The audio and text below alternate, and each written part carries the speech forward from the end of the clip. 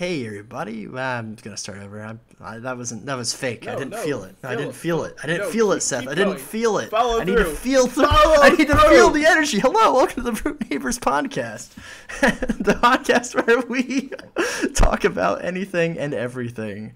I am Philip. Like how Philip's the worst. I'm Seth, by the way. Oh, hello, Father. I didn't know I was co-hosting with you.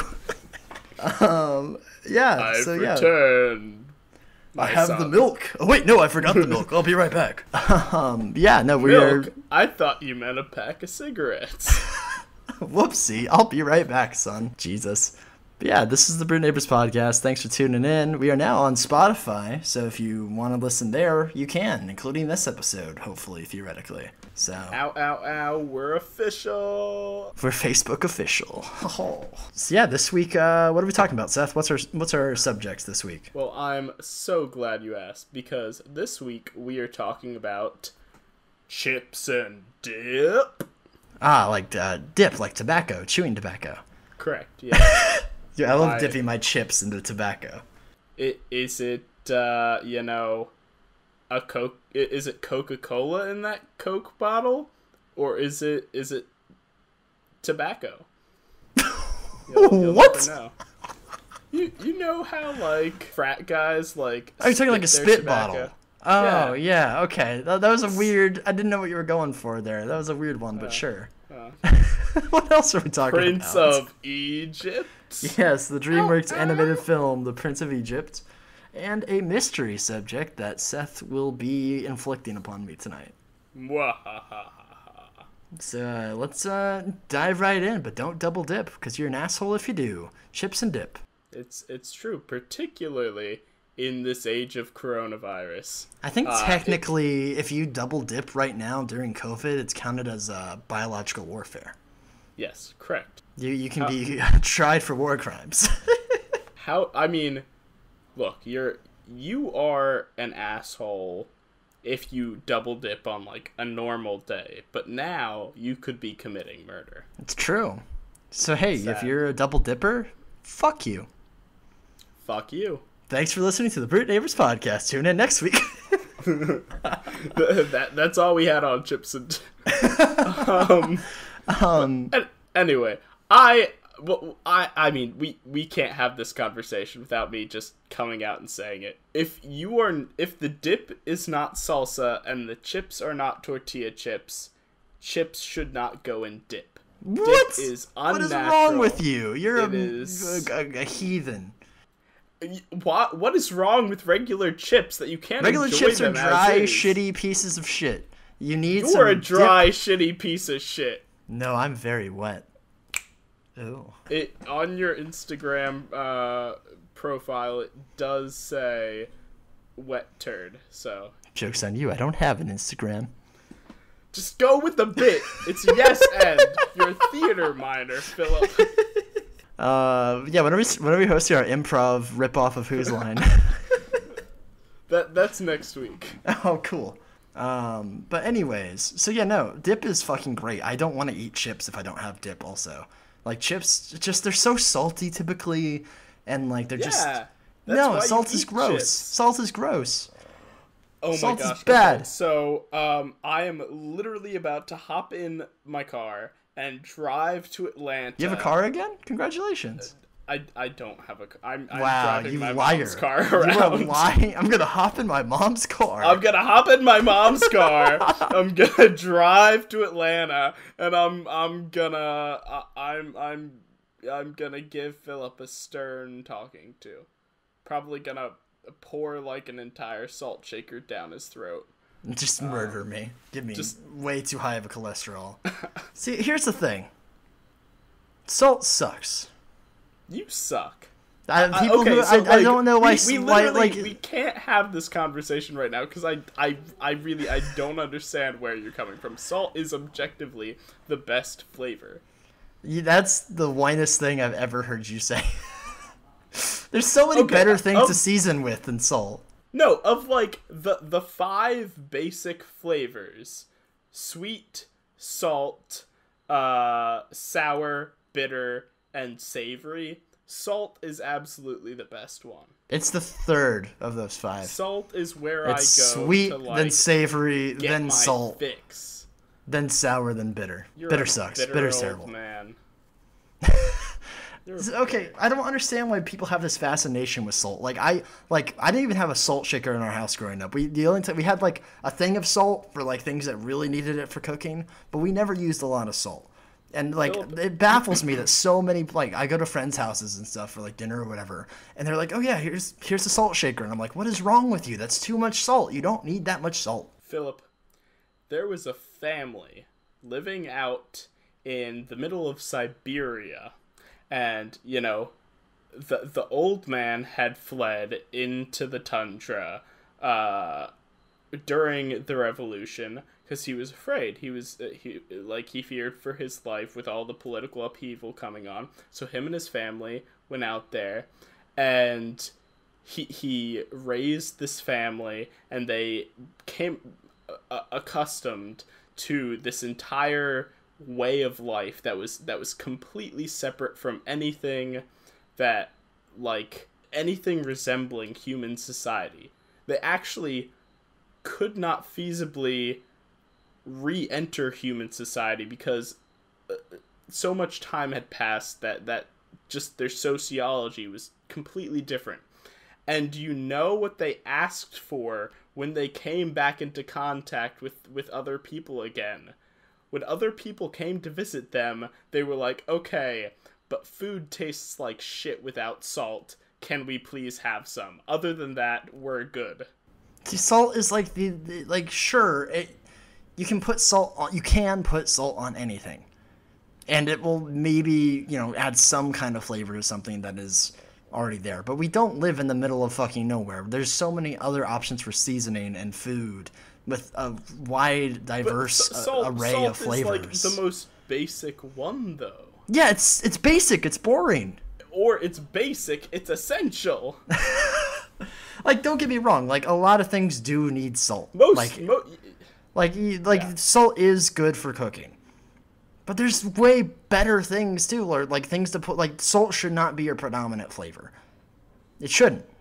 You are absolutely wrong on this one. Salty things are they're salty. It gets old quick. Anyone listening to this needs to comment right now. Oh, I know. Like all of y'all love salt. I know, and I think you're all crazy. You're crazy, Phil. Salt is just like salt is it should be a secondary flavor. It should not be your prime flavor. It should go with something else, and that's why you need some good old dip to make chips edible. Okay, so what dip are you what dip are you using to ruin these chips to make them enhancing, to make them edible? Edible.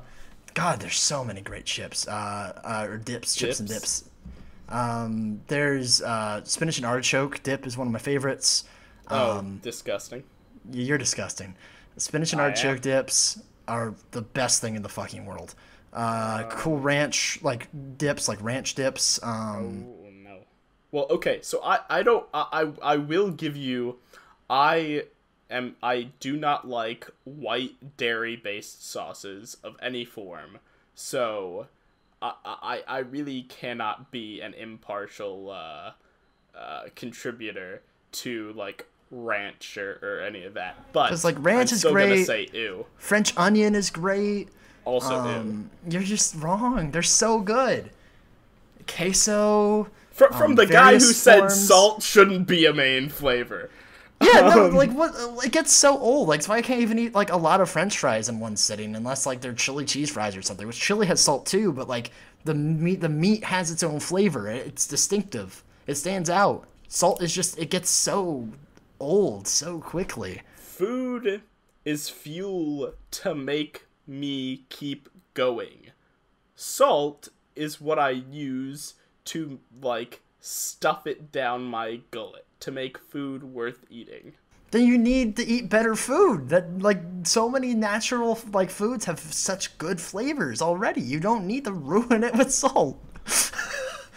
And your cholesterol must be through the roof. I mean, my cholesterol is quite high. Now Yeah, I wonder why. I was quite that's quite a private issue. Though, so, like, I wish you See a would doctor. announce that to the world. Maybe you'd be healthier if you ate less fucking salt. Have you always had this preoccupation with having dip with chips? Yeah, like the thing is, like I like moist flavors. I like I don't like dry things. See, I like moisture with my food. I hate dry foods. That is also a big thing for me. Is texture is huge for me. Certain textures I cannot eat. It's one of the reasons why I could not eat meat as a kid, and why I still don't eat meat now. It's why I don't eat a wide variety of things, because the texture just makes my stomach turn. But one of those things is like certain foods that should not be wet or moist being wet or moist. Like if rice is too wet, like I'm one of those people that needs my vegetables and rice to be completely separate, because if the juices get into the rice, then like the integrity is like disgusting to me. See, we've hit the root of the issue. You have incredibly dry taste in the most literal sense. Okay, but like I am not the deviation from the norm here. You are. You by definition you are. You don't eat almost any meat. Okay, the majority of people eat general, meat. But in you're an incredibly picky eater. In this specific chips and dip. Most people like dip. Most people like dip. Most people will also eat chips on their own, but most people like dip. 100%. I do not think that's most true. people I know love dip. Like anytime you go to a party, people bring chips and dip. That is their contribution. You are the only person that ever brings dip to a party. And all the time people bring dip. Every time people came to my parties, people would bring dip too. Most of those dips were not my contribution. Okay, but part of me still feels like it was brought particularly because it was your party. See, I almost never got to eat the dip because it was always gone by the time I went to eat. Because I always waited to eat because I was the host. I would always be mad because oh god, I really want, that looked so good, and it's fucking gone. Well, people love dip. You are the anomaly. You are the anomaly, Seth. You have go look in the aisles. There's always dip with the chips. There's always dip in the chip aisle. Look, go to your store. Go to your grocery store. There is dip in every single chip aisle in America. You're not going to see chips without dip right next to it.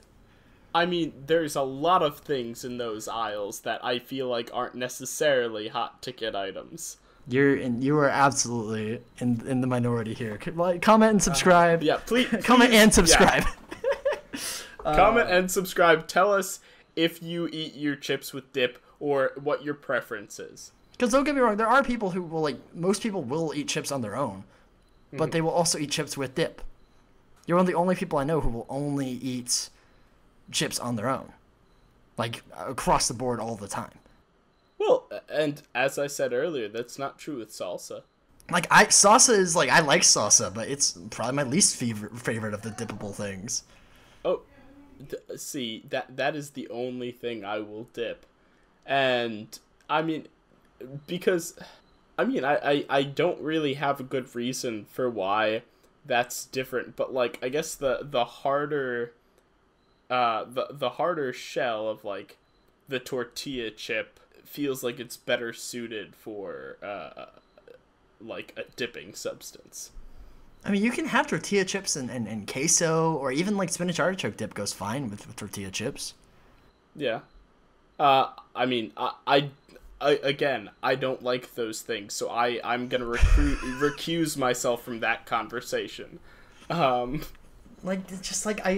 don't understand why you would subject yourself to just this dry, salty thing, more than a bite or two. Maybe one or two chips on their own. I'll eat a whole bag of them. It dries out your mouth. Dry. It dries out your mouth. And it makes your tongue feel weird. No, okay. Sea salt and vinegar kettle corn chips. Wash it down with That's a one glass of the worst of chip lemonade. flavors. Make your mouth just get a million Burn. tiny cuts and then set it on fire. Yeah, that's miserable. That's a miserable It's experience. great. That's the most elating experience. The best flavor of chip salt and is vinegar. sour cream and onion. It's salt. It's sour cream and onion. It is salt and vinegar. Sour cream and onion is the best flavored chips, hand down. It is salt and vinegar sour cream and onion is trash. Wow, okay. you're trash. Correct, yes. But even I know that salt and vinegar is like the word. It's chip. like, oh, let's take the super salty thing and pour more salt on it, because we're sadist or we're masochists. It's good. People like salt, Philip. It's too much salt. It's too much salt. It's not too much salt. It's too much salt. Also, wait, what are your feelings on vinegar? Vinegar's weird. Like, it's fine, but it's weird. Oh, I love vinegar. I like that this is our most antagonistic vinegar... episode already. What, dude? This is our first full-on disagreement. I can't understand why you are so wrong. You're so wrong. Imagine not liking dips. You're a monster. Dips make life worth living. You don't like salt. You're a monster. No, salt is fine in small amounts. You shouldn't be pouring it all over your shit like that. Like, there should be if you're cooking your food right, you don't need that much salt. There's already natural flavor there. Salt? Half of America, because they're stupid and die of heart attacks when they're 30. People put as much salt on there as meets their tastes, okay? Maybe and they die when they're 30 of heart attacks. That's why America has an obesity problem, Seth. We're not here to tackle America's obesity problem today, Phil. That's a different conversation. It's because of people like you with this pro-salt propaganda. Salt is fine, but that shouldn't be your main. Where did we lose you, Philip? When I don't know, when you made salt bad. This is just the precursor to The Last Jedi. This is the kind of vitriol you should expect. Screw Prince of Egypt. We're hitting Last Jedi right now. Just get it all out of the way. This is truly the saltiest episode. No, that would. Our friendship would be over. Yeah, this would be the last. This, along with Last Jedi, if these were coupled together, this would be the last episode in our friendship. Goodness gracious! Just I don't like dry things. Like, I just don't understand the appeal. I want a moisture. I feel like you can savor it better if there's a moisture. It lingers a bit more. You can savor it and appreciate it. There's people who will order hamburgers at my work, and it's just like a hamburger, like literally nothing else on it. No vegetables, no cheese, no ketchup, no mayonnaise, no anything. It's just it's a dry ass burger. Like, why would you want that?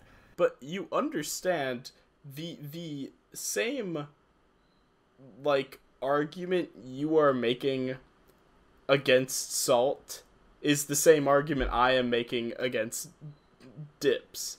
That you are saying... I'm saying, you can still have salt. You're saying no dip across the board. Ruin this perfectly nice thing, and I'm saying, why would you, by adding... Well, the thing is, salt has its place. Salt has its place. Nice thing by throwing that in.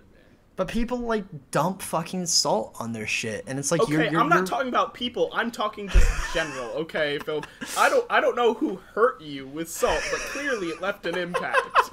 Salt is monstrous. Salt is killing Americans day after day. Oh my gosh. Salt is a plague upon our nation. Michelle Obama tried to warn us against this. Moisture makes things so much better. It's great. Gotta make it moist. Salt makes things so much better. It makes it salty. It dries out your mouth. I don't want a dry mouth. Moist things makes my mouth too moist. It makes me feel like I'm over salivating too much, and then things just feel gross. It's nasty. I would much rather have a wet mouth than a dry mouth. Have you ever kissed a dry mouth person? It's miserable. You would much rather have that. Your feelings are not necessarily universal.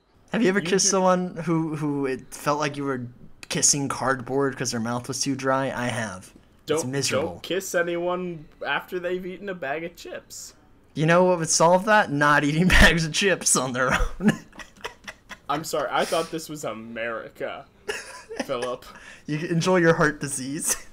Yeah, and I will. I'm gonna die at 40, and I'm gonna die happy. I'm gonna die with just a fucking shaker of salt, just guzzling it down my throat, just sprinkle it in. We're here for a good time, not a long time. Okay, but there's much better vices to die of. No. That's the hill I want to die on. Just a pile of salt. Yes. God, I don't understand. I don't get it.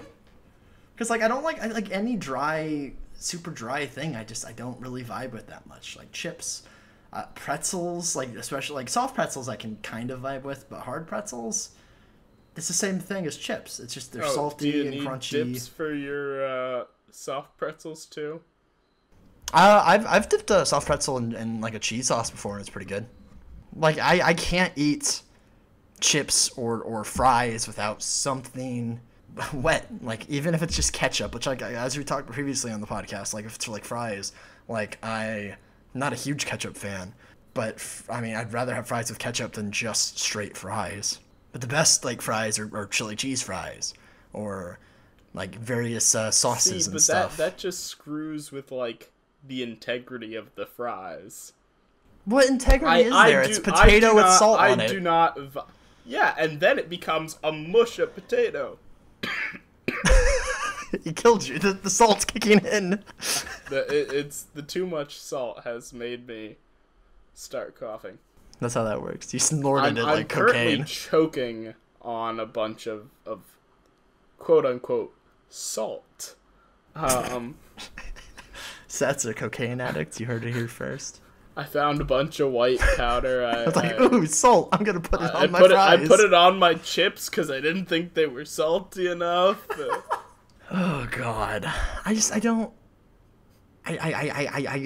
just so dry. I don't get it. I don't like dry things. I need moisture in my life. All right, you moist boy. Well, I'm a very moist boy. You better enjoy it. I'm hating, like, you know, like, so many people get uncomfortable with the word moist. I think we've lost, like, 4 subscribers by now because I keep saying moist.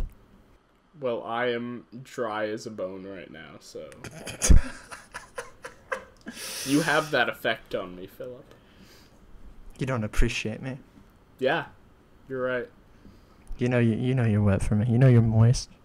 Hey, Seth, do I make you moist? See, I have a nice mic now. We can do ASMR videos. Let's do ASMR, Seth. It's an untapped market.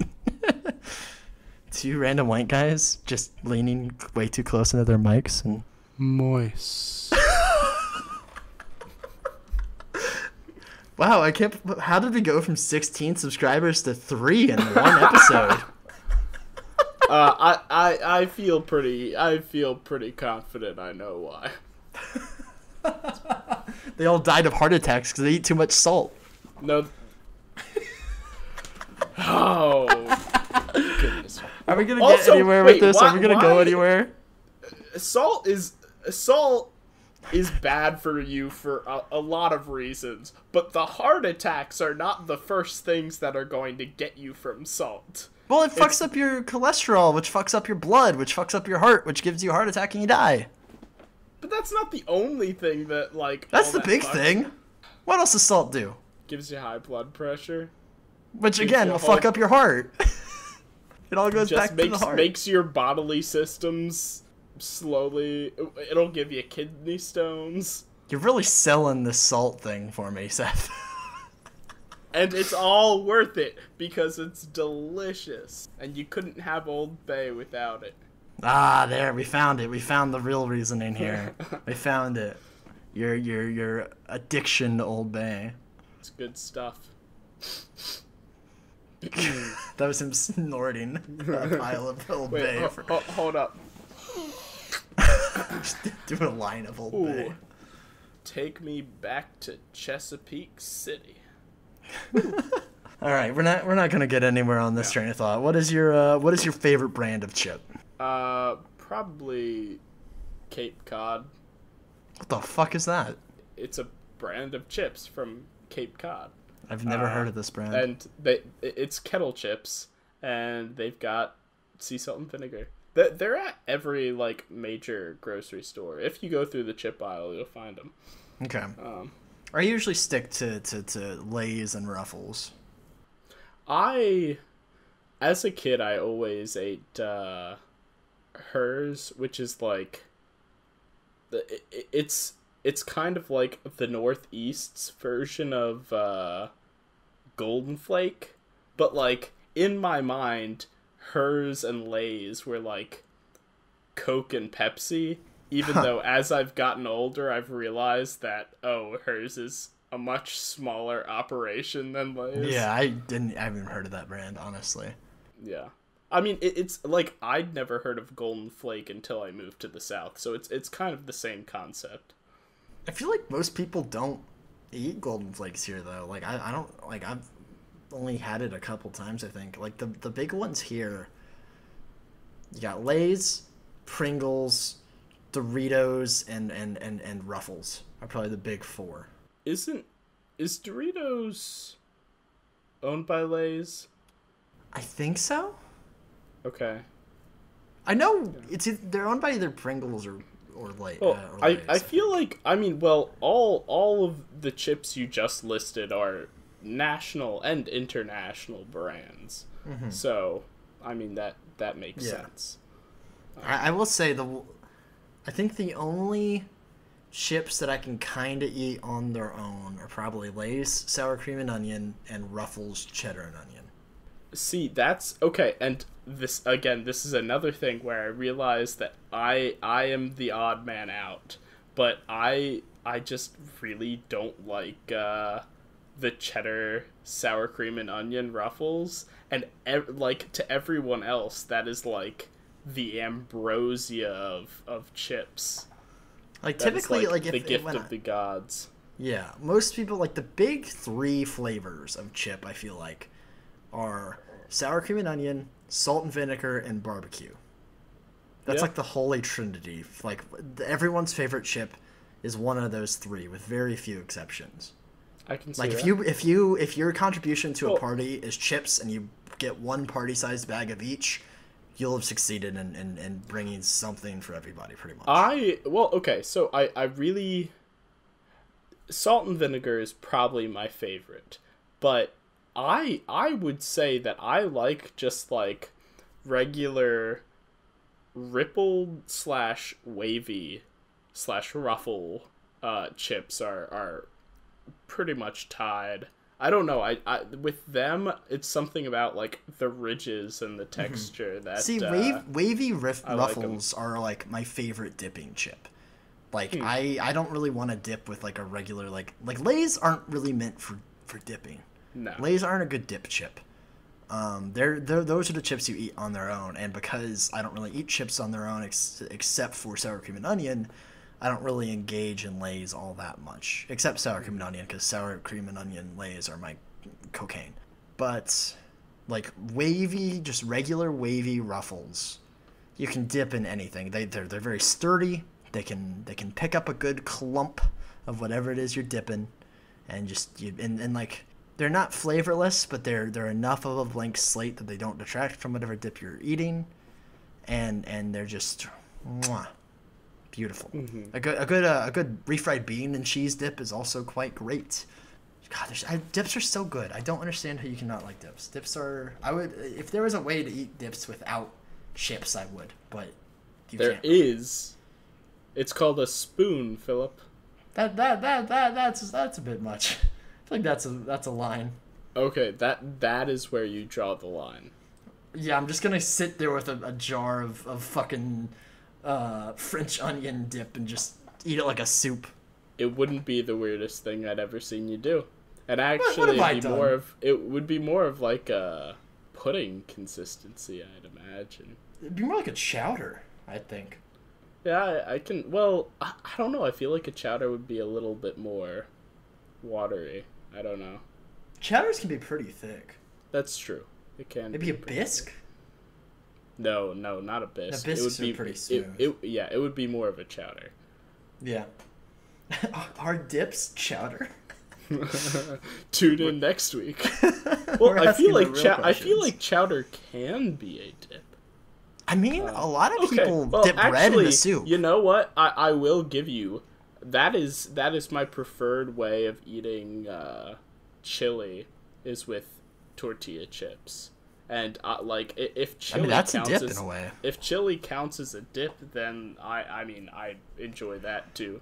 Chili's its own animal, I feel like, because chili can kind of be anything. Because you can put it on I hot mean, dogs it as a condiment. You can put it on French Yeah. fries. You can eat it as a soup. Like there's chili like stew. There's a million ways you can eat chili. It's a very versatile food. Yeah. I mean, something being a dip is more about like the function, and if something can fill that function, then I mean really, if you really tried hard enough, anything, going back to the word moist, anything moist and relatively liquidy could be a dip if you try hard enough. Like, I mean, even like a pudding, like if you have maybe like a graham cracker, you could eat chocolate pudding as a dip with like a graham cracker or something. You could eat chocolate pudding as a dip with potato chip, Philip.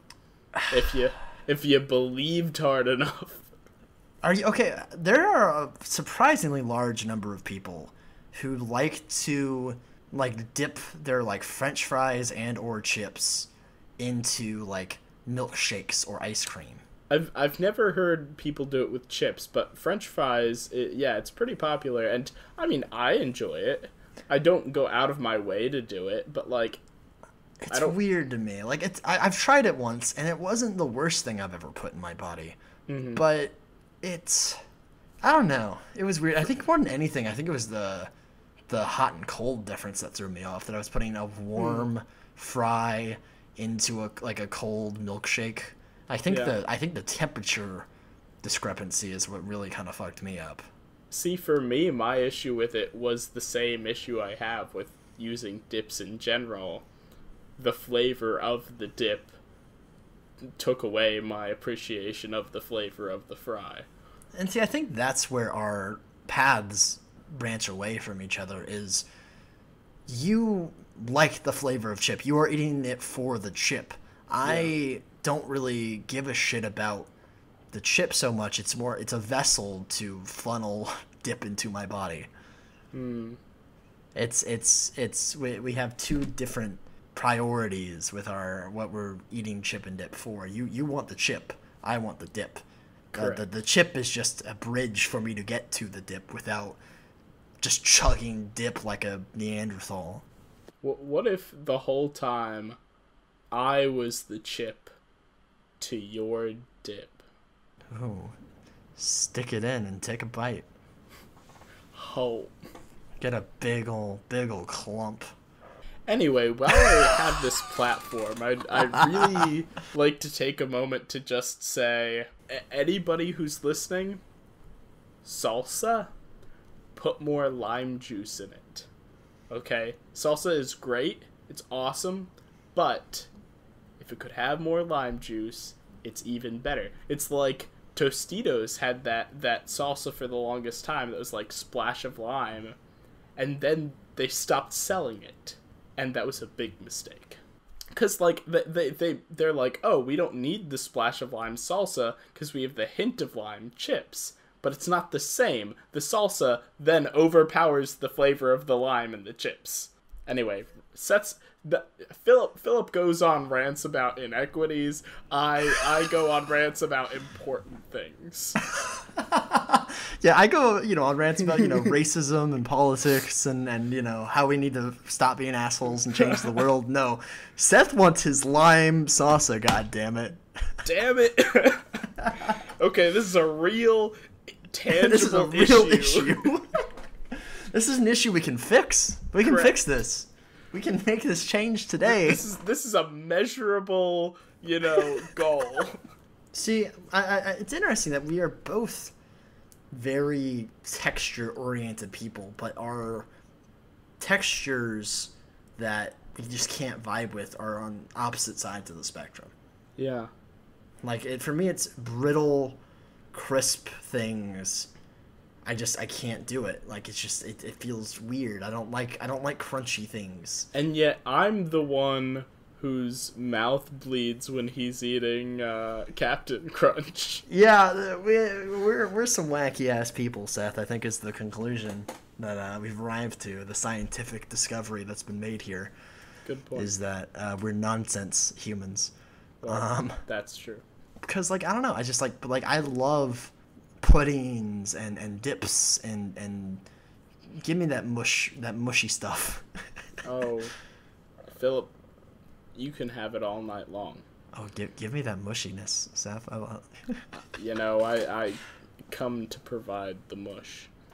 I don't like that sentence. I don't like that word choice. Call me the lunch lady. I don't like any of this. But yeah, I don't know. I love chips and dip. Chips are just a vessel to me, though. Like you can't really have dip without the chip. But it's a begrudging, like, it's like, you know, you're hanging out with like your friend, but his like kid brother wants to tag along, but he kind of annoys you. But like, whatever, he's your brother, fine. If I can only hang out with my friend by also hanging out with this annoying kid brother, fine, then I'll take the kid brother along. That's my relationship with chips. Is like, I want to hang out with the dip, but dip has to babysit its stupid little kid brother Chip.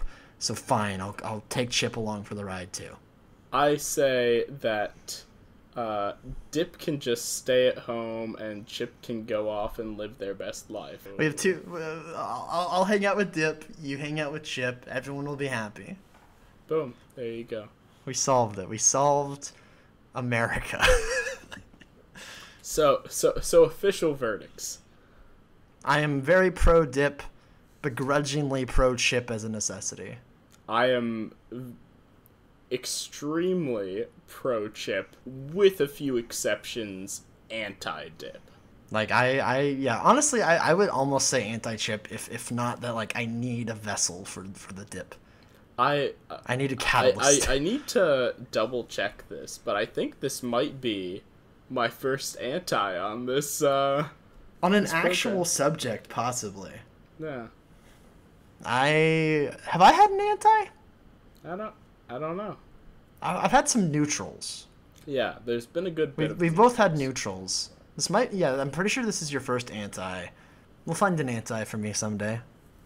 Oh, we'll find I'm my sure anti. I can find something. I mean, you've busted out the Taylor Swift and Folk, and I'm still neutraled out. Oh, well, that means I just have to work harder. I'm gonna get you some System of a Down. It's coming. It's on the list. Oh, gosh. Dip is good. I'm pro dip. Chip's okay. Let's move on to Prince of Egypt. The Prince of Egypt. I like that. Of all things, chips and dip has been our Captain America Civil War moment. What side are you on? We started off, hot in that one. We did. It was violent. Yeah. I think one of us died. I think I drove down to Atlanta and I murdered Philip. He tried, and then I killed him in self-defense because you would very much lose in a fight, Seth. Oh, don't worry. I would make sure I took you out before you knew I was coming, because I know you would have to stab me. You would have to poison me. You'd have to stab me in the back, literally. Oh yeah, no. It would be like I would have to make sure the damage was done before you even knew the fight had begun. Yeah. You would have to poison me. You'd have to do some sneaky shit, because in a straight up fight, you would be dead. No, I have. Anyone who has ever listened to this podcast can tell that you could beat me in a fight. What side are you on the Captain America Civil War? Team Chip or Team Dip? Put your thoughts in the comments. I thought you were about to be like, what side are you on? Who do you think would win in a fight? And I was like, also, who do you think would win in a fight? Me or Seth, based on just our voices. We literally already established this. Like, even Seth is like, yeah, no, he'd kick my ass. Yeah, no, I have no illusions on this. What side are you on, audience? Chips or dip? Team Chip, Team Dip. I'm definitely an Iron Man kind of guy. Oh, I'm definitely Captain America. You're very much an America's Boy Scout kind of guy, you were literally a Boy Scout. Yeah, I'm wearing my Sixers jersey right now. And I'm a snarky asshole, so I'm clearly Iron Man. Brute neighbors, civil. We talked about the actual Civil War enough in this fucking podcast. Okay, speaking of which, Oh no. So the Prince of Egypt. Prince of Egypt. A DreamWorks animated musical film from, I believe, 1998. I want to say. Is that right? Sounds right. Yeah. It's somewhere. It's late 90s to early 2000s, somewhere around there. I'm a big fan of this movie. I think it's very good. It's a very good telling of the biblical story of Moses. And I think the really cool thing about this film is that regardless of your own personal faith, whether you're a Christian or Jewish or not, I think it's just a great movie across the board. Like, I don't think it, like, I think it can reach audiences regardless of their own personal faith. I think it's just a well-told story, a well-made movie. Yeah, I would agree with that. I've seen this movie before as a kid, and I just rewatched it in the last week. I very much agree with Philip's sentiment that it's a, even though it is a specifically, like, it is a very important Christian tale, a part of the Christian sort of canon.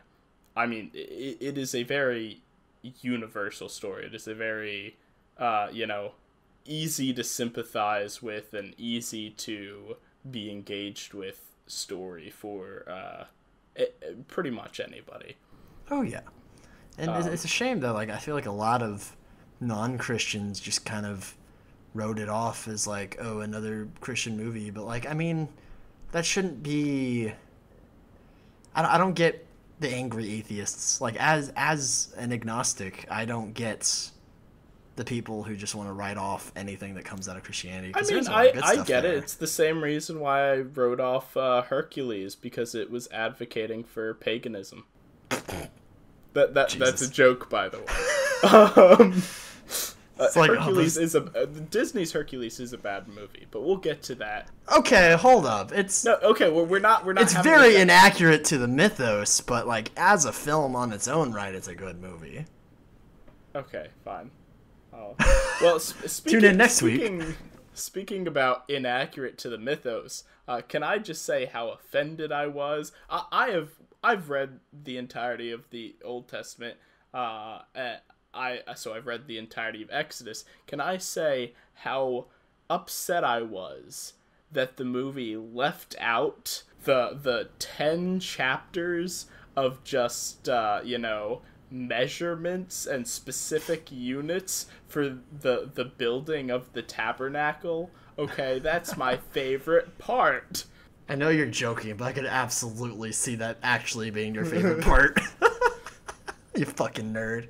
I will say, like, I mean, they definitely took, some creative liberties, but overall, like, I think they, like, because I've read the entire Bible as well. It's been a while, but I have, and I'd say it was pretty damn accurate. Most of the inaccuracies were relatively small. Yeah, it does stay pretty truthful.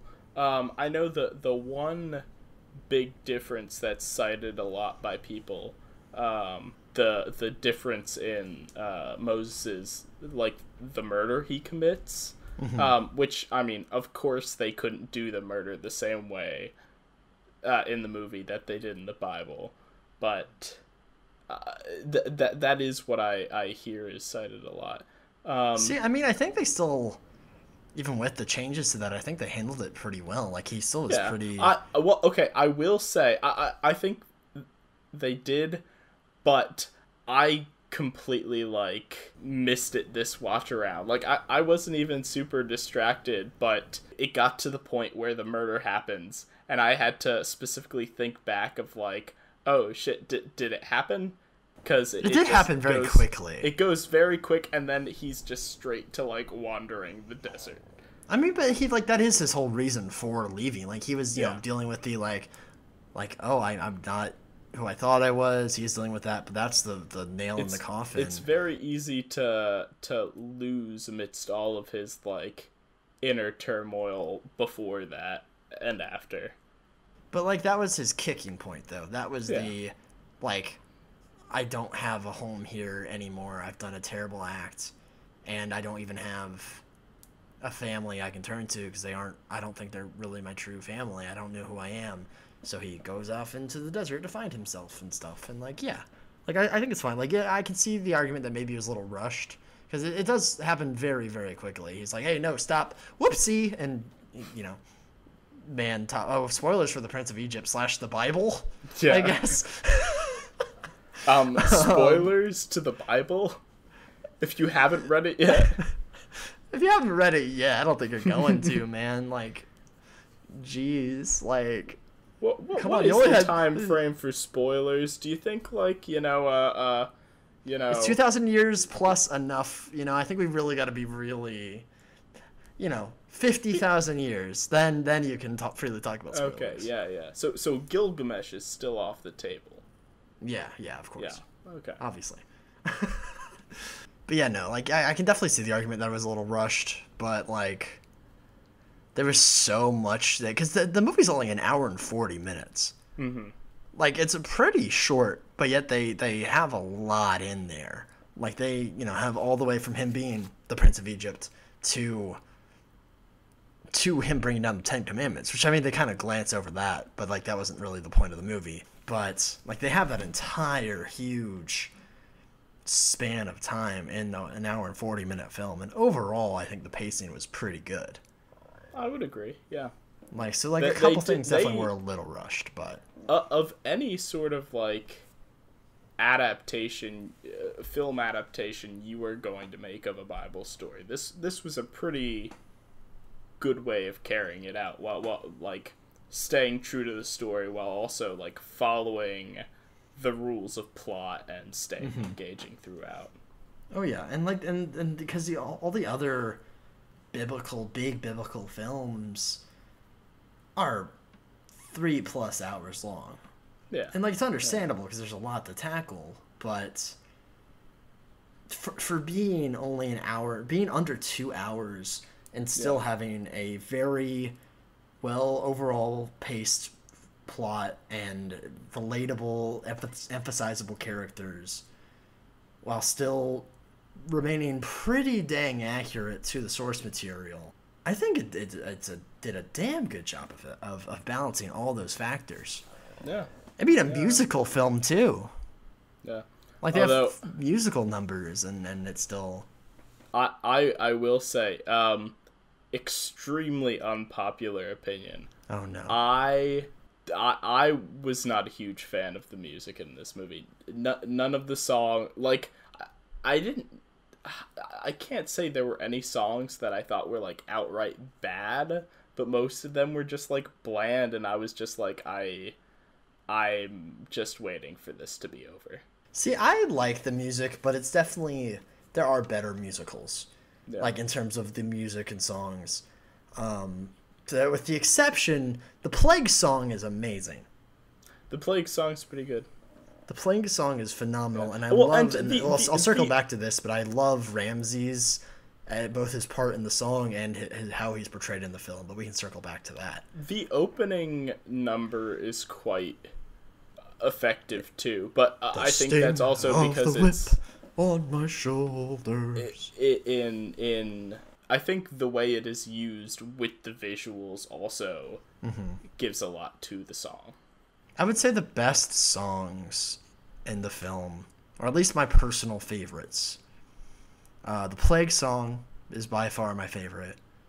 The opening number is just very, very epic. There's a very large scale there. It's very similar to the opening in terms of epicness and scale to the opening of Hunchback of Notre Dame, The Bells of Notre Dame, in terms of being an animated musical that just gives you the scale of what is happening and giving you this context while just feeling very grand and epic. It's very similar in that regard. And I think it does a very good job. And it's just very...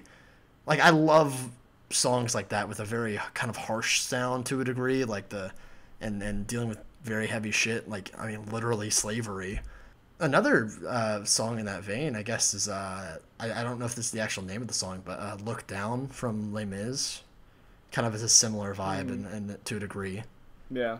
And honestly sounds vaguely similar as well. But I think they're both effective in what they're trying to capture there. And the other song that I really like, and this one might be unpopular, I really like you're playing with the big boys now. I knew what it was going to be before you even said it. It's goofy, it's dumb, but I fucking love it. I feel like a lot of people like that song because it is like goofy and dumb, but people like get into it.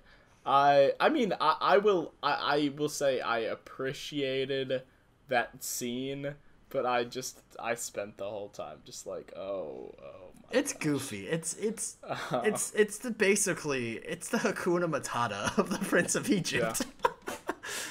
which did a Bible adaptation need a Hakuna Matata? I'll leave it up to you, the viewers. But I mean, I like it. I don't know. It's fun, and it's like because like you are dealing with very heavy shit, given that it is both a biblical story and even just in terms of the general themes, freedom and freeing yourself from slavery and faith and all these other things. Like, it's dealing with some heavy shit, and you do need a little bit of a break. You do need especially because this is meant to be a family film. I don't think it's necessarily. I don't like saying it's a children's film. I don't think a lot of people just try and lump animated films as being children's films. I don't think that's the case. I think this is very much meant to be a film that's accessible by everyone. Yeah. But to be accessible by everyone, you do need to make sure the little tykes have something to hook onto, and it's supposed to have something for everyone, and I think it does. And I think playing with the big boys now. Yes, it's goofy. Yes, it's very tonally different, but like I don't think it works against the movie, and like because it still fits in that it is because like it is accurate that the Pharaoh's priests were trying to kind of one up God and be like, oh, we can do it too, but with smoke and mirrors and flashy. Can I just say I was very scandalized when I realized who the voice actors for those two were. Steve Martin and Martin Short. And I'm just like, that is... I mean, that was a good choice to have them together, but like, man, that feels like a very weird way to use them. I mean, they are the comedic... Yeah. They're the comic relief, and I mean... Which is weird, because while they're the comedic relief, they are also, like... The butt of a lot of the jokes. Well, no, they feel very sinister, and I mean, they are very sinister, but, like, genuinely sinister, not just, like, comedically sinister. Well, yeah, they are, in a lot of ways, like... ignoring some of the other, biblical implications, like, God hardened Pharaoh's heart and stuff like that. Like, in terms of just the plot of the film, Pharaoh maybe could have been convinced if it was just him and Moses, but he had his advisors saying, like, no, that's not God. We can do it too. Like, look, see, bing, bang, boom. Like, come on, you gotta finish the legacy, yada, yada. Like, he had these whispering chatterings in his ear the whole time that, helped lead him to say, fuck you, fuck your people. I'm not going to do it. So I think, like, yeah, they are evil. They are sinister. They are actively advising the Pharaoh to not let his people go. Well, and that's just kind of what's so weird about it for me. And I think it works. Don't get me wrong. Like, I'm not saying that the incongruity doesn't still work. I'm just saying, that was an interesting, way to do it. It is. It's not often you see Steve Martin in even a vaguely villainous role, I feel like. Yeah. Like, he's often an asshole, as we've seen in Planes, Trains, and Automobiles. Planes, Trains, and Automobiles. But he's not... I mean, even, like, Cheaper by the Dozen, wasn't he kind of an asshole dad? Yeah. But he's never, at least in the films I've seen him in, he's never full-on evil. But he definitely very much is in this. Well, I was very pleased that with as, just incredibly star-studded and recognizable of a cast as this cast has, was wow. Just wow. Like, that... Those, like, well-known actors never infringed on my perceptions of the characters. Like, they were able to create, like, it all felt fresh. It all felt original to me. I will say, the one actor that I think, because usually with animated films you can kind of get away a little bit, like, yes, you know, star power, you know, like, you know all these people. Yeah. But, like, usually you can, with animation, you can kind of forget a little bit that it's like, oh, hey, that's Val Kilmer as Moses and God, which is an interesting casting decision, which I want to circle back to that. But the voice that stands out to me kind of as a sore thumb, and I love the man, but Jeff Goldblum as Aaron, that it's like, this is just Jeff Goldblum. Well, like, that was the one that made me pull up the cast list. Like, I was is that like, Jeff Goldblum? I think that's Jeff Goldblum, but I'm not sure. And I was like, wait, all these people are all these people? I could not for the life of me recognize Sandra Bullock as the sister. That Well, I recognized the voice, but I was like, who is this? And then I pulled up the list, I was like, oh, that's Sandra Bullock? Okay. Yeah, which is weird, because, I mean, I love my girl Sandy B. And, I mean, Patrick Stewart was Seti, the first pharaoh. Yeah, I could pick him out pretty easily. Didn't realize Helen Mirren. I would have gotten to Ralph Fiennes eventually, but didn't pick him out. Ralph Fiennes is a great voice actor, great actor. Yeah. And I still want to circle back to Ramses as a whole, but just and Danny Glover was Jethro. We talked about Danny Glover a couple weeks back. I just pulled up the cast list now, and I didn't even, like, I was like, oh, that's who it was, like that. I didn't even realize that. Well, but that was Danny Glover. It's a huge cast. It's pretty incredible, honestly.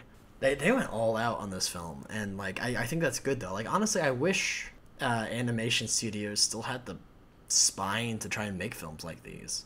Yeah. Like, because I mean, like, around this time period, both major animation studios, because really, like, I mean, there are other animation studios and have been throughout time. Like, you've had I'm blanking on his name, but the guy who did like All Dogs Go to Heaven and An American Tail, Land Before Time.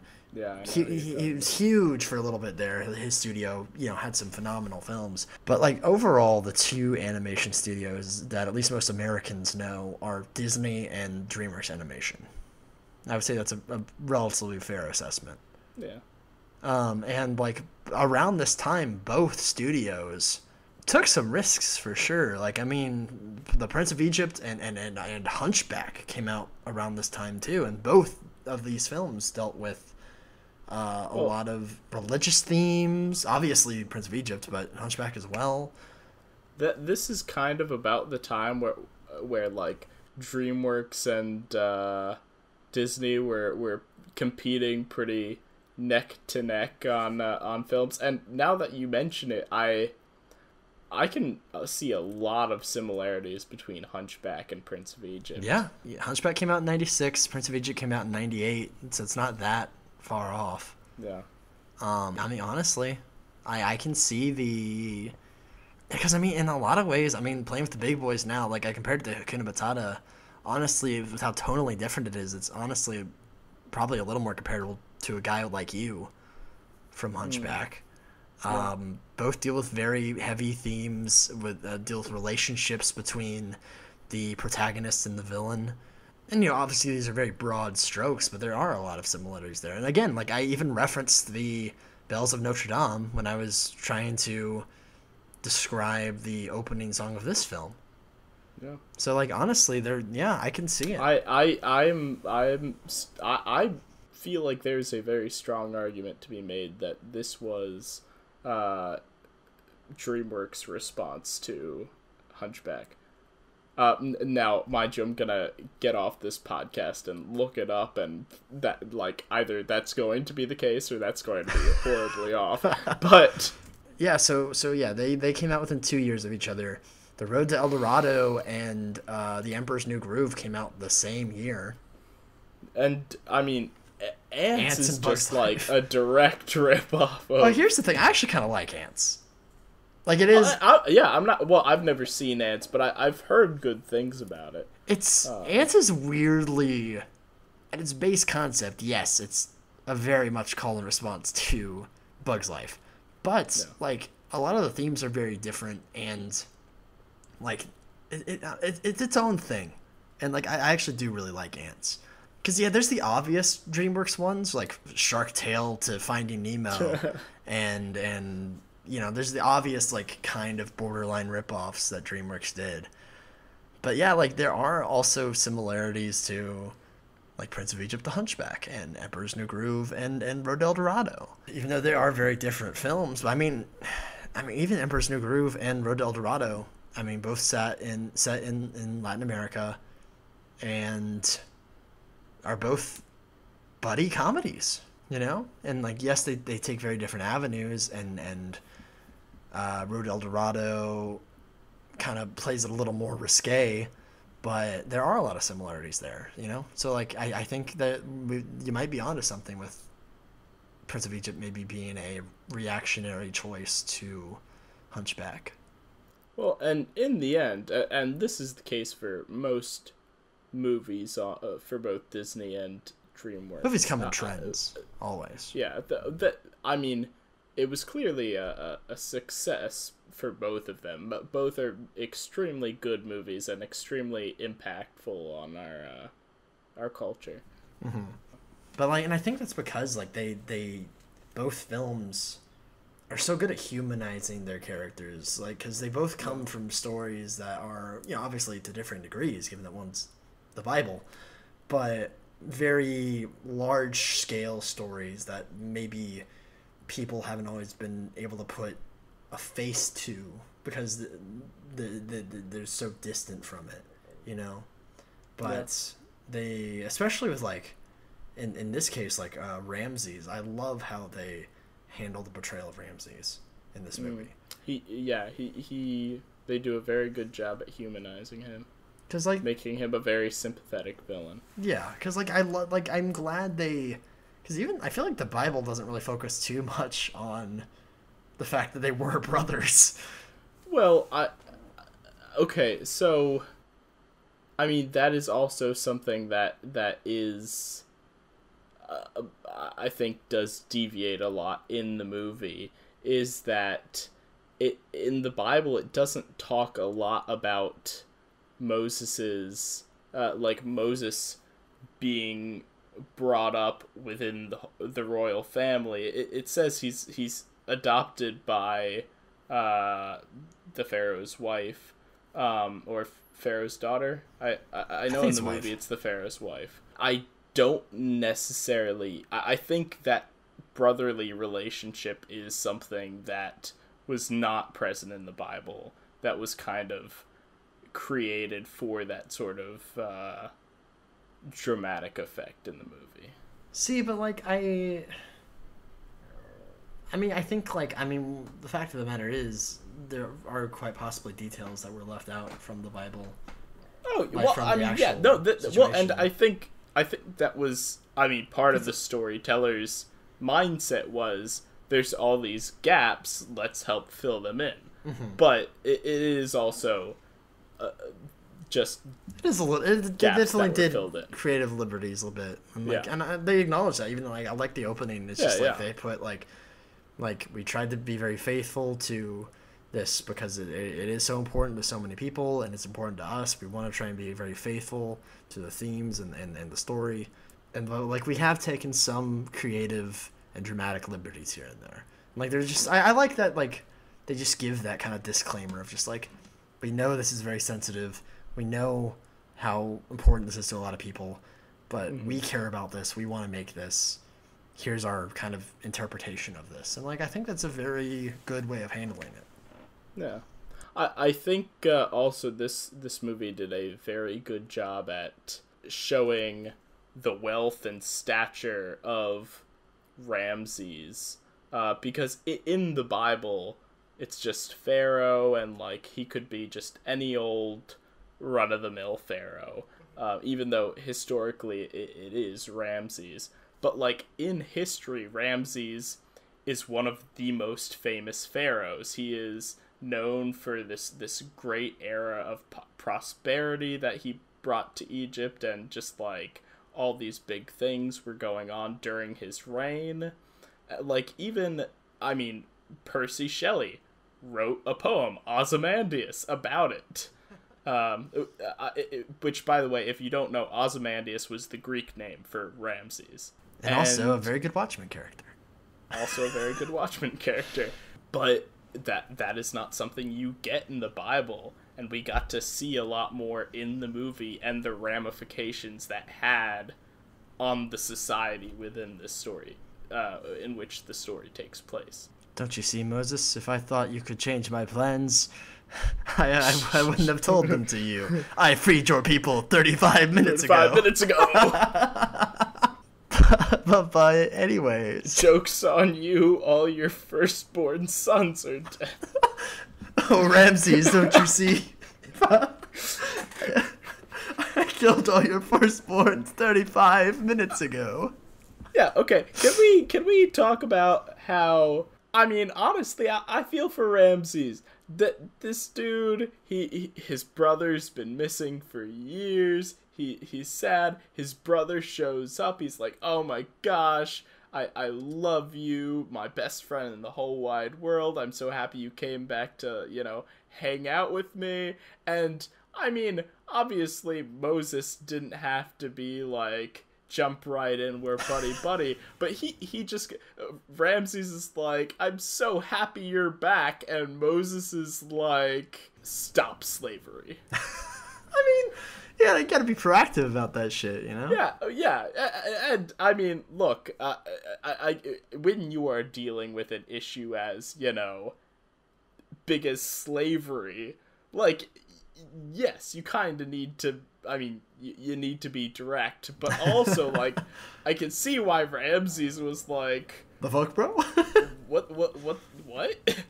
I mean, he's even like that in the movie. He's like, you're gone for, like, 20 years or however long, and, like, you wander around the desert for a bit, and now you're dressed silly, and you're carrying a stick, and you're like, let my people go. Like, where did this come from? Like, what? Yeah. He's very baffled by it. Moses went off to Berkeley, and he was never the same. Smoked some weed, burned some bush. Oh, gosh. Little bit blasphemous, it's alright. Yeah, no, I love how they handle Ramses in this, because that's honestly one thing that kind of bugged me when I was younger and reading this story. Like, that was one thing that always kind of weirded me out, was that, like, God was like, yeah, I want to free your people, my people, I want to free them. I'm going to make Ramses' heart hard, though, and I'm going to harden his heart. And I'm like, yeah, that seems counterintuitive, God? Yeah. What's that about? That always hit me weird. Yeah, whenever I read that, too. That is one thing, there's a few qualms I have with some biblical things, it's particularly in the Old Testament, but that was one of them for me, of just like, how you gonna... You're like, yeah, Moses, I want to free them. Yeah, I'm going to free my people. Except, I'm going to make it super hard for you for no reason. Yeah. I also have issues with Job, but that's a whole thing. We have the Bible on the list. We'll go into a whole theological debate later. Oh, goodness gracious. And it'll be more civil than chips versus dip. That is true. That is a fact. Unfortunately. I respect that you have completely different religious beliefs than mine. I think they're completely valid even if I don't agree with them. But fuck your chips. But how on earth did you ever get such a warped perspective on chips? We have our priorities straight. Oh, obviously. Yeah, that was always one thing that weirded me out. But I did like how this film kind of contextualized that and showed like him just being like, okay, like if you're gonna do me like that, I'm gonna do you like this, I'm gonna one up you. Like, okay, fine, you wanna come in and say, fuck our old friendship and brotherly love and just free your people. I'm gonna make their workload twice as hard just to say fuck you. And like, I mean, it again, like I feel like we didn't really see the human side of Ramses in the Bible, and like they really contextualized it here because that makes sense. That would be how he would react. Like at least in how it worked, how it ended up playing out in the Bible. Like yes, that makes sense how he made these leaps. and I think that that it works very well as a film, as a story. Like I love, like, the animation is so beautiful too. Oh yeah, the animation is gorgeous. And they do really great with facial expressions. Yeah. Like, especially, like, you see it in particular with, like, Ramses and Moses. Like, you can see the pain on their faces when, like, I love when I believe I think it's right after all the firstborns die. He goes to Ramses. Ramses, like, is understandably distraught, and he's like, just fucking get out of here, just take them and go, I'm done. And then Moses leaves, and as he's going down the stairs, he just breaks down crying. Yeah. And I think that's very powerful.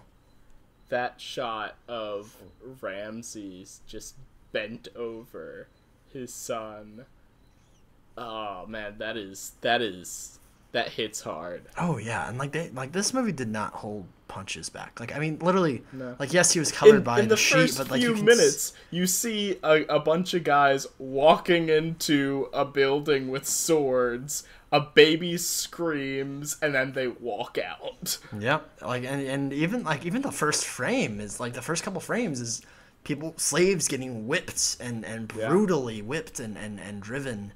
And then they immediately the execution of these infants in the first 5 minutes of a DreamWorks animated film. They did not hold any punches back, and I think that was the right call. Like, if you're going to tackle something like this, like a biblical story, you have to go all the way. You can't half-ass it, and I think they went all the way, and I think that was the right call. You can't sugarcoat it. And even with the more, just, like, there's a couple of moments that are like them comedically breaking the nose off the Sphinx, or not the Sphinx, but the monument, and like whoopsie, and like the horses, like the avalanche of sand, like, it's like all of those people are dead, including Moses and Ramses. That avalanche of sand, just like, those horses are fucking dead. No, okay, they're just really good horsemen. Like, there's a couple of, like, alright, this is some DreamWorks shit moments, but, like, they contain themselves for the most part, you know? They threw a little bit here and there, but also, every DreamWorks horse looks exactly the same. Those horses look exactly the same as Altiva from The Road to El Dorado. Yeah. Like, they're the exact same fucking horses, with, like, different fucking color palettes. Yeah, I feel like that's also pretty standard for animation reusing stencils. Yeah, that's fair, but it's like I don't know. Maybe this, like, because, I mean, this movie came out first. They're like, you know what? I'm really proud of those horses we drew. It's a shame they were only in a few minutes. We're gonna make it pretty much a main character. Yeah. I can't wait for when we roll The Road to El Dorado. I love that movie too. Yo, when are we getting? Well, I mean, when are we getting our live action Road to El Dorado? When one of us makes it big as a film director and we force it into production, because that's the only way it's getting made. Yes. Is someone's passion project, because it bombed in the box office and critically. It has like a 30% on Rotten Tomatoes. Really? Let me double check, but I'm pretty sure it's like 30. Okay, it has a 48% on Rotten Tomatoes, but that's still below 50. That is insane. Yeah. Because I rewatched it a couple months ago. It's a damn good movie. It holds up, and I don't know why people bashed it so hard when it came out. I was looking at the Rotten Tomatoes for all of the DreamWorks movies, and the highest rated ones. I think we both talked about this. Was that us? Yeah, because I think it was after we rolled Prince of Egypt for this week. Okay, I'm pretty sure it was like How to Train Your Dragon, I think. Oh yeah, it was How to Train Your Dragon, followed by the Wallace and Gromit movies. Yeah, Chicken Run was up there too. Yeah, it was like Chicken Run, Wallace and Gromit, and How to Train Your Dragon were like the top three. Yeah, I would love a live action Road to El Dorado. I would say a live action Prince of Egypt, but I mean, like, the Ten Commandments. I feel like it. I was gonna say that too, but I don't think it would do it justice. Yeah, like I think, because, like, I mean, the Ten Commandments is a very famous movie too, and like it is very good. But A, it's like 5 hours long, and B, like it's all of Moses. It's not just We also get, right after he comes down the hill and goes wild. Yeah, you get the whole thing in that movie. But I'm glad they focused in a little bit more, because obviously there is more to Moses' story after they leave Egypt, but I think for the sake of storytelling and keeping something concise and character driven, I think they made the right call of taking it from, the beginning, like the birth of Moses, to him freeing them from Egypt. It was, and I mean, they cover a lot of ground. Oh yeah, and they cover a lot of the Moses highlights. Turning the water to blood, parting the sea, the snake staff. Also, it's interesting that the snake staff scene. They do show the snakes being eaten by Moses' staff, but it's very quick. It's one like shot, like off to the side very quickly, and then they just kind of go back from it. But I think it was an interesting creative choice. That Moses will overcome. Well, I think that even just looking at I think it worked well because in the Bible they kind of just ignored that, I feel like, too. But I kind of like the thematic implications of Ramses' priests. They're putting on this show. It's all smoke and mirrors. The spectacle is what the audience sees, so they ignore the actual miracle happening in front of them. I like that implication, that it is very quick. It happens in the blink of an eye, because even we are seeing this spectacle. We're distracted by it, this big, giant musical number that's a little goofy, but it catches our attention. That's the catchy song in this movie. I constantly have that song in my head. Every now and then I'll just have that we're playing with the big boys. Now I'll go through my head, because it's very catchy. And of course you do. It's a good song, okay? I defend that. I will defend that goofy-ass song. But it works thematically as well, because even we are distracted by this big weird production, and it's only for a frame, but the actual miracle is happening before our very eyes, but we're ignoring it in favor of this big flashy musical number. And so does the people and in the chamber and Ramses himself. That they just miss the actual miracle happening before them. I also really love the opening of that song, "By the Power of Ra." And then they just go through all these all the Egyptian gods, and it's very epic sounding. I love it. Yeah. The listing of the gods is cool. Anubis, Anukis, I don't know the rest of them. And what else to let me know? So many Egyptian gods had the same name with one letter off. Anubis, Anukis. But yeah, it's a very epic opening to that song, and then it gets very goofy. But I like the goofiness too. I do want to focus a bit more on the plague song and the plagues themselves. I think they could have fallen almost into the trap of spending too much time on the plagues, and I kind of like that how they handled them. Had forgotten how little time they spent on the plagues, because they do the first plague, and then I think the song starts with the second plague. Because the first plague is the water and blood, right? Yeah. And then they just hit all of them. Yeah, so it's 2 through 9 happens in that song. Yeah. Honestly though, I think it works, because I was surprised on the pacing of the movie too, because I knew the plague song was about to happen. I got to the end of the water to blood scene, and I was like, okay, I need to take a quick break. I need to get some water. So I paused the movie, and I was like, there's only 35 minutes left? Yeah. There's still so much that happens, and I don't remember it feeling rushed. But there's only 30-ish minutes left in the movie by the time the plague song starts. And and then I come back, I watch it, and it doesn't feel rushed. Yes, even with them having 2 through 9 all in one song, I think the grandness of that song and the fact that it is still focused on the relationship between Moses and Ramses, it's very personal, it's very zoomed in. So even though there's a lot happening at once, it still feels very personal and intimate. Do I wish I could have seen more of the plagues? Yes. I mean, like, if I had my way, I would love to see each of, like, the societal ramifications of each and every plague. But in a movie, in order to both streamline the plot and, like, just sort of make the rhythm of the plot work, giving that kind of attention to every single plague is not feasible. And so I feel like the way they get through them works for the medium in a way I don't think anything else really could have.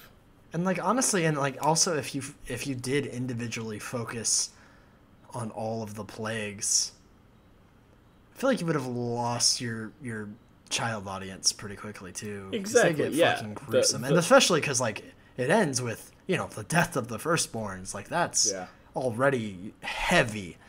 So if you're gonna in-depth dive every single plague, that's just gonna feel tedious, even to adults, let alone children.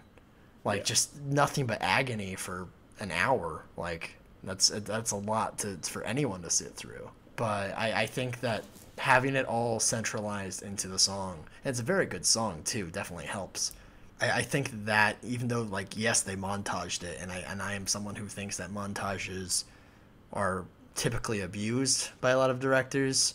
They are often put in when they shouldn't. I think this was a proper usage of the montage, and the fact that it comes along with the musical number and has a character focus, I think, makes it work. So, let's see. What else? Is there anything else you can think of? I will say, I think it's the last song, but the fact that I can't even remember it is a tell. I can't remember the name. Yeah, it's When You Believe. The last like big song. I don't know why that's the song so many people take from this movie. Cause like I kind of get like it won Best Original Song at the Oscars. Like it was huge. There was a version performed by Whitney Houston and Mariah Carey. Like When You Believe was a huge song, and I don't really know why that was the standout song of this movie. Like it's fine, but like there's better songs in the movie, and like it's I don't even remember how it goes. It's the one the sister and his wife sing, like after they've escaped. Like when you believe. Yeah. Okay. But you're right. Just it does seem very forgettable, and yet I mean it did get so much attention. Yeah, like it was award winning. It's like that is this movie's standout song for some reason, and I don't know why. What was it up against the Oscars that year? Give me 1 second. I'm just curious now. Wow. Okay, so at the Oscars that year, When You Believe from Prince of Egypt won Best Original Song. It was up against I Don't Want to Miss a Thing from Aerosmith's I Don't Want to Miss a Thing. What? Because that was written for Armageddon. Oh. And so that counted. And then the other ones were a little lesser. That'll Do from Babe Pig in the City by Randy Newman. A Soft Place to Fall from The Horse Whisperer. And The Prayer from Quest for Camelot. Interesting. I have no idea how Aerosmith did not get that. Yeah, the other three seem a little less like, okay, I can see why When You Believe beat those, but Aerosmith losing that, because I Don't Want to Miss a Thing is huge. Oh yeah, I mean it's still like played a lot. That's like the one of the most common like father-daughter dances at weddings ever. Yeah. Like that is the most like overdone thing on the planet. But yeah, like that's weird that the only thing I can think of is they didn't want Armageddon to win an Oscar because it was Armageddon. It's a great movie. I enjoyed it when I was a kid. I mean, okay, so it's not. I mean, like it's a dumb fun action movie. Exactly. Yeah. It's an enjoyable. It's like any other. Oh Jesus! If I want to see Bruce Willis and Ben Affleck blow stuff up. Yeah, it's like any other Michael Bay movie. It's dumb fun action with shit blowing up, you know? Owen Wilson was in that movie? Huh. Because it's fine. Like, it's, I guess, good on a technical level, but it just doesn't... I don't know why that was the big one from this movie. When you have The Plagues or the opening song, like, The Plagues is a phenomenal song. That should have been the standout song. For me, it is the standout song. Yeah. But, yeah, that's a weird one. I was just going to say, I am pro Prince of Egypt.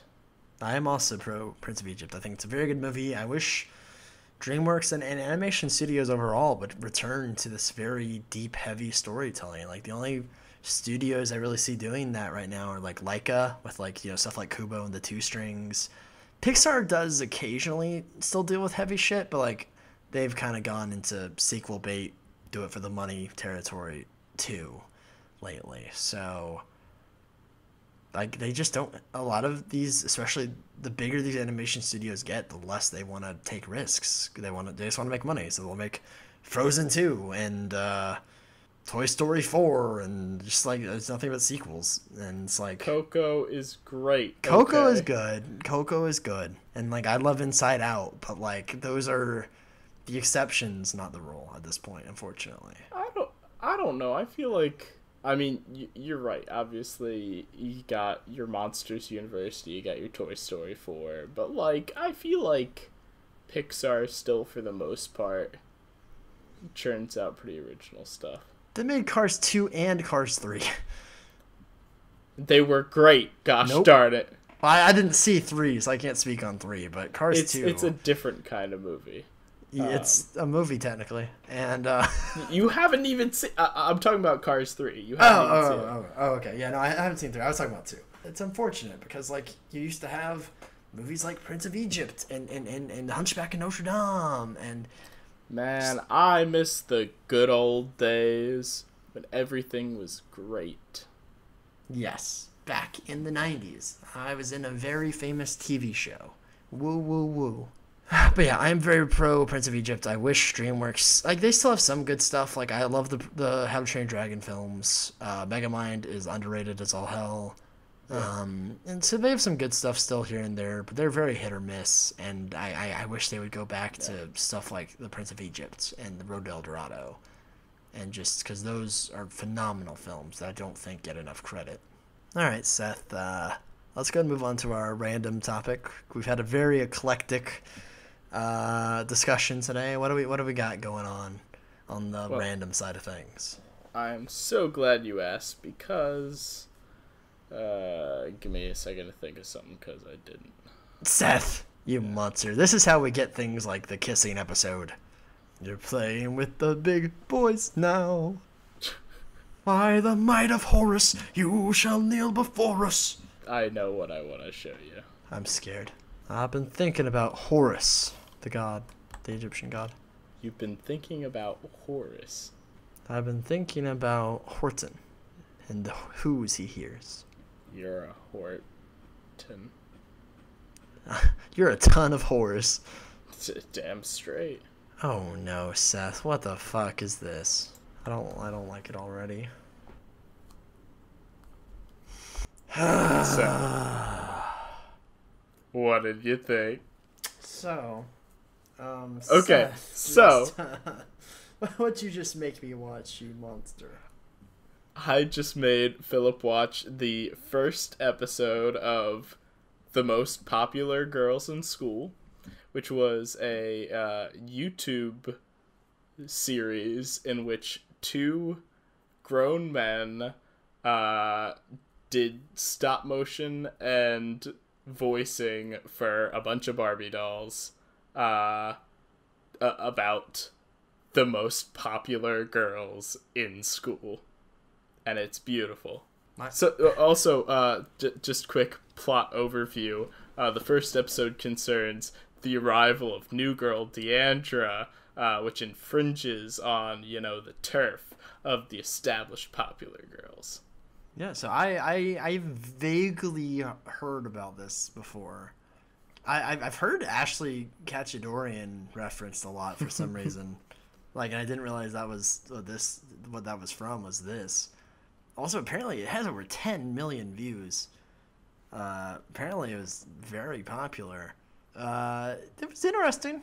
It made me laugh a little bit. I got some chuckles. I like the I don't know her name, but the the secondary popular girl, not the one who's in the argument. Trisha? Yeah.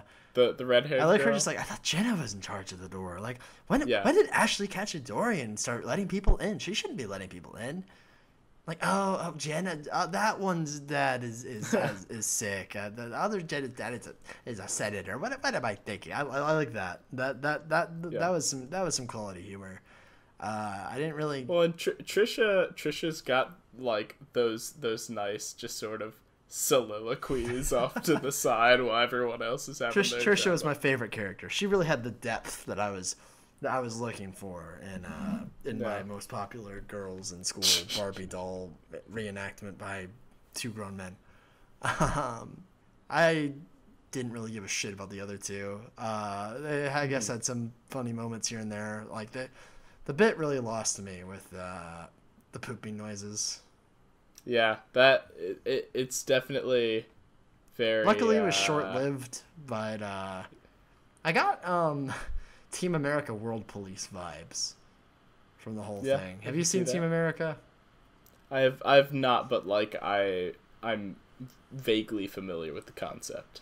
I feel like I had a similar reaction to that I did this. Like, it has some funny stuff there, but gross out humor and just like I feel like weirdly I felt like it almost went on too long. And it's only a 3-minute video, but like I feel like most of the meat, the jokes, there you could have done in 2 minutes. Shave that 53 seconds off. Yeah, I will agree that gross out humor does not really do it for me either, and it's definitely every single time I watch this video it's hard to get through. And like I think like the build up to the grossness is fine. Like I want to poop here whenever I want, as long as I want. Yeah, like that's good. That's good content. And then even like but I'm then going the to actual poop now. pooping noises. Yeah, it's like I feel like you didn't need all that. Yeah. Or even just one quick little like you didn't need it like just like went on too long. I just don't vibe with it. Like I at least it wasn't like Team America World Police has a whole like 3-minute scene of the puppet violently vomiting with accompanied noises, and it's just like stop. I don't need this. Yikes. Same thing with that fucking Family Guy clip that goes around of like it's either Brian or Stewie just vomiting for like 2 minutes. Like I don't understand why that's funny. Like why is that funny? I don't get it. But yeah, no, I think that was fine. I I always vibe with some good old YouTube stop motion. I went through a phase in like my middle school years, like where all I watched were like Lego stop motion things that people made on YouTube. So I can vibe with some homemade stop motion. This is going to be us one day, Philip. People are going to be coming back to these videos, be like, this is where Brute Neighbors first began. Where they really hit their stride was spoiler for thing we're going to make. I do want to, this is, it's just so simple and so just sort of like, just, I don't want to say stupid, because I think it's actually a very good piece of art, like a little video, but that little video went on to have 82 episodes across 5 seasons. Jesus. Of this series. I mean, I had only seen a couple of the videos in the past. I'd had a friend show it to me. But like I didn't actually seriously start watching these until like last month, and I'm still not finished. But I just have to say, all of the 82 episodes came from that one episode, and I'm just like baffled at how effective this series is at not only coherent plot, build up a very cohesive canon. Like, the character development is really surprisingly on point. And just the attention to detail and continuity. There are tiny, like, it's crazy to think of all the stupid stuff they do. They also knew what they were going to do with all of it from this very first episode. Because I can rewatch this episode and be like, oh, okay, this directly affects stuff that happens in future episodes. This one tiny detail. More planned out than the Star Wars sequel trilogy. Which is not a high bar. That is unfortunately 100% true. But yeah, no, I mean, will I go out of my way to watch the rest of these? Probably not. But like, that was an enjoyable little pilot, and like, I appreciate people going and like they want to tell a story, make some jokes. Hell yeah! Like, I'm glad they found something. They found a market for it. Like, that's what we want to do in a lot of ways, and like hopefully we get there with our series that we're cooking up. I will, I will go ahead and say that I am pro the most popular girls in school. I am also pro the most popular girls in school. I can't wait for the brutest of neighbors in the neighborhood. We gotta do better than that, man. The most brutish neighbors in the neighborhood. We're just gonna rip off already famous YouTube series. Yes. Dr. Brute Love, or How I Learned to Stop Worrying and Love the Neighborhood. Mr. Brute's Neighborhood. Oh god. It's a brutish day in the neighborhood. I'm feeling brutish today. Yikes. Let's okay, stop before let's we stop keep being train blasphemous wreck. against astrologers. Yeah, I guess that's about it. Should we spin up that wheel? Let's do it. I keep calling it a wheel. It's just a fucking list randomizer. It's a wheel if you imagine hard enough. The viewers don't know. It could be a wheel. They're viewers. They'll do whatever we say. They'll believe whatever we give them. Like and subscribe and tell your friends. Please. Philip doesn't want to work fast food forever. He wants to make money off his art. I love that clip that goes around of like that woman interviewing this kid. It's like, oh, you make art, and the kid's like, yeah, I make art. And it's like, and she asks him, do you make money off your art? And the kid like nods his head, yeah. And then she does, oh really, wow. And then he stops, shakes his head, starts crying, and she's like, oh no. And like it's like too relatable. Like, you mean it's like you make money off your art? Yeah. Really? No. And just tears. I'll have you know, we only need a couple more thousand views. I think it's 4,000 watch hours. Start making some sense. Hey, if we get 4,000 people to watch this episode, we'll be making money. Yeah. So please tell your friends. Like and subscribe. I need to buy my own mic. Phil I need to needs to eat this month. Someday I'll eat more than one meal a day. Something that's not salty. Please, I'm begging you. The cholesterol. He needs money for his dip. To fuel my dip addiction. My addiction. I can't find the list. No. What are those cricket noises? Do you have crickets in your background? Yes. It's picking up on your mic. Oh. Damn. Guys, please like and subscribe. Literal crickets. Okay, oh man, that's really sad. There are no soundproof rooms in this house, and there are crickets everywhere. Yeah, no, your mic, it tells you how good your mic is. Spencer, have you threatened your friends and family with violence if they don't like and subscribe yet? Please do. I just hear the crickets in the background. Stop! My crickets are nice. They're my friends. The only friends I have up here. I'm a sad little man. One sad, strange little man, and I pity you. Who loves me? Crickets. I love you, Seth. You little bitch, I love you. We have a very healthy relationship and dynamic. All right, so our random topic for our first topic for next week is space. So space is our first topic, and next week our media topic is going to be Jeopardy. Excuse me, what is Jeopardy? Cue the trap music.